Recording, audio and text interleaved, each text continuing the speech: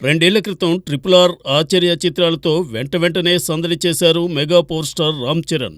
ఆపై గేమ్ చేంజర్పై దృష్టి పెట్టిన ఈ కొణిదెల స్టార్ మొత్తానికి రెండేళ్లకు పైగా ప్రయాణం అనంతరం తన వంతు షూటింగ్ పార్ట్ని కంప్లీట్ చేశారు.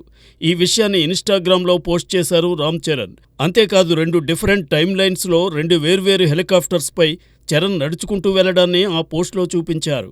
అంతేకాదు చేంజ్ కోసం ఆడే గేమ్ పూర్తయింది, థియేటర్స్‌లో కలుద్దామంటూ ఆ ఫోటోలకి క్యాప్షన్‌గా ఇచ్చారు చరణ్.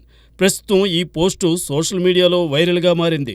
గేమ్ చేంజర్‌కి సంబంధించి చరణ్ తన షూటింగ్ పార్ట్‌ని పూర్తి చేసినప్పటికీ ఇంకా 10 నుంచి 15 రోజుల చిత్రీకరణ పెండింగ్ ఉంది. అది పూర్తయ్యాక ఎడిటింగ్ వర్క్‌పై ఫోకస్ పెట్టనున్నారు శంకర్.